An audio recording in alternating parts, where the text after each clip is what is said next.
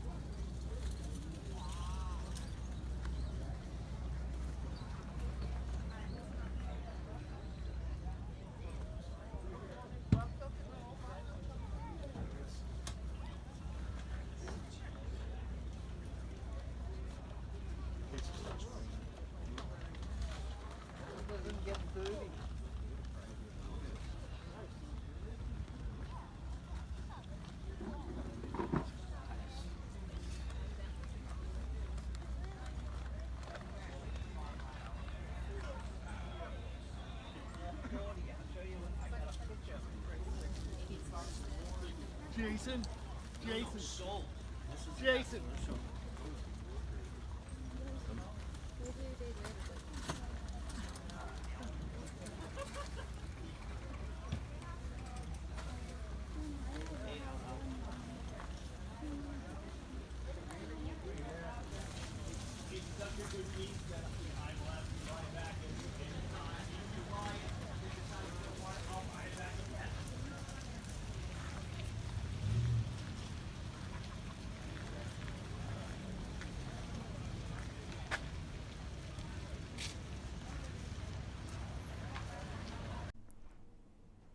Well, I just spent the last 2 days at Brimfield Antique Show in Brimfield, Massachusetts.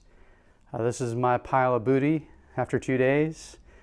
I'd never gone there for 2 days. I've only gone for just the day, so that was kind of fun to do. I finally got to the end of the street. It's acres and acres of antiques. It's unbelievable.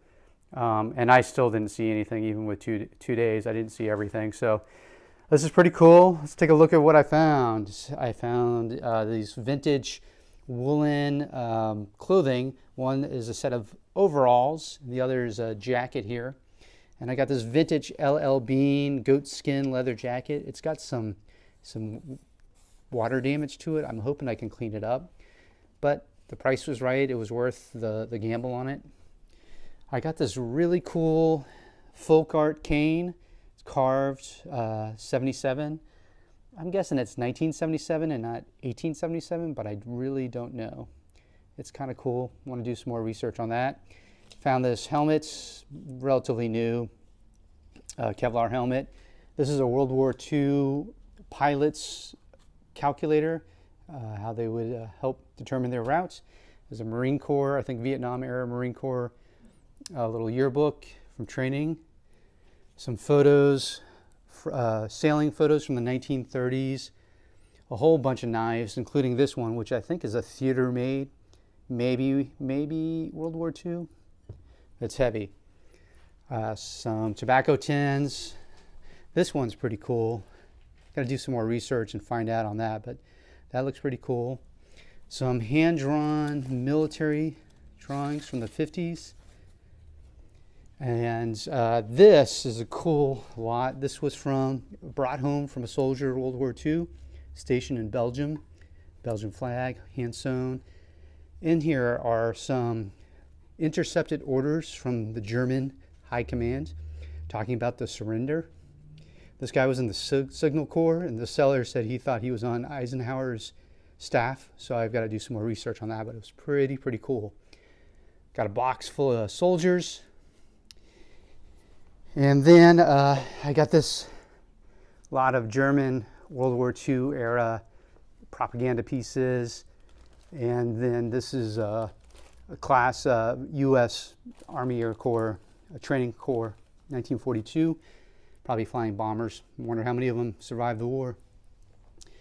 So this lot here and all these came from one guy who had cleared out an old warehouse full of toys. This is from the 1970s, all new old stock, full of things. Not high dollar items, but they're pretty cool. This one in the original box, I think is pretty special. Scratch and Sniff costume. Who ever heard of that? And this is a Reese's peanut butter cup. So I want to do a little bit more research on that, find out what I got. These are all personalized, transfer, onto your t-shirt, iron-ons, and toothbrushes, personalized. If you know anybody whose name is Brad or Chuck who needs toothbrushes, there you go. So this is the haul.